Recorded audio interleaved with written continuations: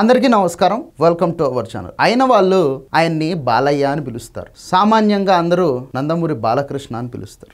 ఈరోజు మన టాపిక్ నందమూరి బాలకృష్ణ, పద్మభూషణుడు బాలయ్య. 14 సంవత్సరాల వయసులో తండ్రి అడుగుజాడల్లో తాతమ్మ కలతో తెలుగు సినిమా ఇండస్ట్రీలోకి అడుగుపెట్టినటువంటి నందమూరి బాలకృష్ణ దాదాపు నేటికి 109 సినిమాలు అయితే చేయడం జరిగింది. ఈ 109 సినిమాలలో హిట్స్ ఉన్నాయి, సూపర్ హిట్స్ ఉన్నాయి, ఇండస్ట్రీ హిట్స్ కూడా ఉన్నాయి. అంతేకాకుండా అదే స్థాయిలోనే ఫ్లాప్స్ కూడా ఉన్నాయి. గెలుపు ఓటములు, హిట్స్ ఫ్లాప్ తో సంబంధం లేకుండా ఎప్పటికప్పుడు నూతనోత్తేజంతో తనని తాను మోటివేట్ చేసుకుంటూ, తనని తాను ఎంకరేజ్ చేసుకుంటూ, తనని భుజాల మీద మోస్తున్నటువంటి అశేషమైనటువంటి నందమూరి అభిమానుల యొక్క ఆనందాన్ని మరింత రెట్టింపు చేయడం కోసం, వాళ్ళని ఎంటర్టైన్ చేయడం కోసం వయసుతో సంబంధం లేకుండా లార్జర్ దెన్ లైఫ్ లాంటి క్యారెక్టర్స్ని చేస్తూ ఆబాల గోపాలాన్ని సైతం ఉర్రూతలూగిస్తూ ఉండేటటువంటి పరిస్థితి. లాస్ట్ 10 yearsగా ఏజ్తో సంబంధం లేకుండా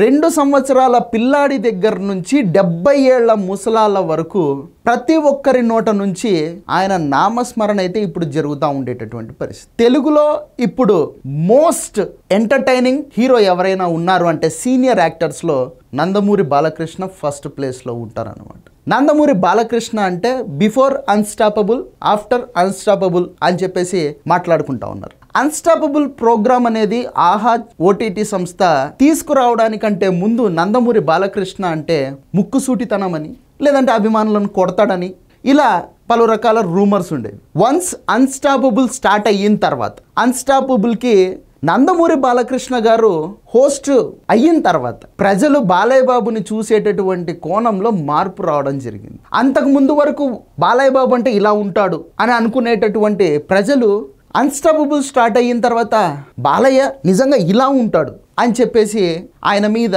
అభిమానాన్ని మరింత పెంచుకునేటటువంటి పరిస్థితి. ఎన్నో నంది అవార్డులు, ఎన్నో ఫిల్మ్ఫేర్ అవార్డులు. ఫిల్మోగ్రఫీ పరంగా చూసుకుంటే తన కాంటెంపరీ హీరోలలో ఏ ఒక్కరు కూడా ట్రై చేయనటువంటి విభిన్నమైనటువంటి పాత్రలను ఆయన చేయడం జరిగింది. తన కాంటెంపరీ హీరోస్ ట్రెండ్కు తగినట్టు మాస్ కమర్షియల్ ఎలిమెంట్స్తో సినిమాలు చేసుకుంటా ఉంటే ఒక్క బాలయ్య బాబు మాత్రమే ఆల్రెడీ అప్పటికే ప్రేక్షకులు మర్చిపోయినటువంటి జోనర్లని ఎంచుకొని సినిమాలు చేస్తూ, అందులో కొన్ని సక్సెస్ అయినాయి, కొన్ని ఫ్లాప్ కూడా అయినాయి. కాకపోతే ఆ గట్స్కి మనము ఫిదా అవ్వాల్సినటువంటి పరిస్థితి. జానపదాలంటే కంప్లీట్గా మర్చిపోయిన రోజుల్లో జానపద చిత్రాలు చేయడం బాలయ్య బాబుకు మాత్రమే చెల్లింది. ఆ జానపద చిత్రమే భైరవ దీపం.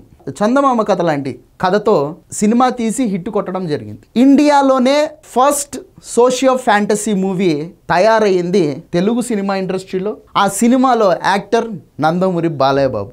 ఈరోజు టెక్నాలజీ ఇంత పెరిగిపోయింది, రకరకాల జోనర్లలో మూవీస్ వస్తున్నాయి. కానీ టెక్నాలజీ అప్పుడప్పుడే స్టార్ట్ అవుతున్నటువంటి రోజుల్లో ఒక టైం ట్రావెలింగ్ మూవీని ఇమాజిన్ చేసుకోవడం, దాన్ని ఒక స్టార్గా ఉన్నటువంటి హీరో దగ్గరికి ఆ దర్శకుడు తీసుకురావడం, దాన్ని ఆ స్టార్ యాక్టర్ నందమూరి బాలకృష్ణ గారు యాక్సెప్ట్ చేసి ఆ సినిమాను చేసి హిట్ కొట్టడం అనేది ఒక నటుడిగా కాకుండా, ఒక బిడ్డగా కాకుండా, ఒక ఫ్యామిలీ మ్యాన్గా కాకుండా ఇంకా ఏంటి నందమూరి బాలకృష్ణ అంటే ఒక గొప్ప మానవతావాది అని కూడా మనం చెప్పుకోవాల్సినటువంటి అవసరం ఖచ్చితంగా ఉంది. తన తల్లి పడినటువంటి బాధ మరి ఏ తల్లి పడకూడదు, మరి ఏ ఇంట్లో అటువంటి చావు జరగకూడదు అని నందమూరి బాలకృష్ణ గారు బసవతారకం ఇండో అమెరికన్ క్యాన్సర్ హాస్పిటల్ని స్థాపించడం జరిగింది. ఇక బసవతారకం క్యాన్సర్ హాస్పిటల్ ద్వారా ఎన్నో వేల లక్షల మందికి ఆయన అయితే సేవ చేసుకుంటూ ఉండేటటువంటి పరిస్థితి. ఎన్నో వేల మంది ప్రాణాలను నిలబెట్టినటువంటి పరిస్థితి.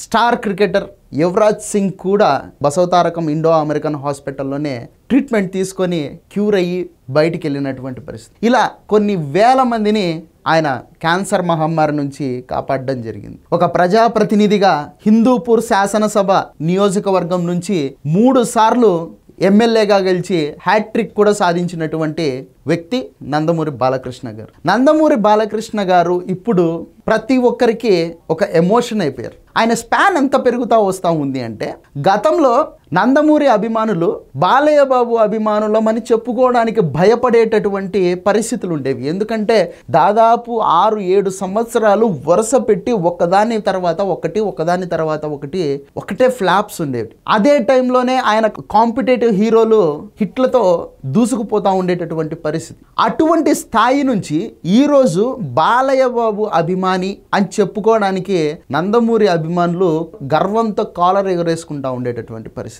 ఈ జై బాలయ్య అనే నినాదం ఇప్పుడు ప్రతి ఒక్కరికి ఒక ఎమోషన్ అయిపోయింది. కేవలం తెలుగు రాష్ట్రాల్లో మాత్రమే కాదు, అటు కర్ణాటకలో కావచ్చు, అటు తమిళనాడులో కావచ్చు, ఇప్పుడు కొత్తగా మలయాళంలో కూడా, కేరళలో కూడా జై బాలయ్య అనేటటువంటి నినాదం చాలా ఫేమస్ అయిపోయింది. ప్రతి ఒక్కరూ దాన్ని ఒక ఎమోషన్గా తీసుకుంటా ఉన్నారు. జై బాలయ్య అనేటటువంటి స్లోగన్ ఇస్తే ఆటోమేటిక్గా బాడీలో ఒక రకమైనటువంటి ఎనర్జీ జనరేట్ అవుతుంది అని చెప్పేసి ప్రతి ఒక్కరూ నమ్ముతూ ఉండేటటువంటి పరిస్థితి. ఒక మనిషిగా, ఒక నాయకుడిగా, ఒక నటుడిగా, ఒక కొడుకుగా, తండ్రిగా, భర్తగా, అన్నగా, తమ్ముడిగా, ఇలా రకరకాల పాత్రల్ని పోషిస్తూ ప్రతి పాత్రలో కూడా 100కు 100% ఆయన ఎఫర్ట్స్ని పెట్టి ఎవరికి ఏ కష్టం వచ్చినా నేనున్నాను, భయపడద్దు అని చెప్పి ధైర్యం చెబుతూ, నమ్మి ప్రేమించి ఓట్లేసినటువంటి నియోజకవర్గం ప్రజలకు ఏ కష్టం రానివ్వకుండా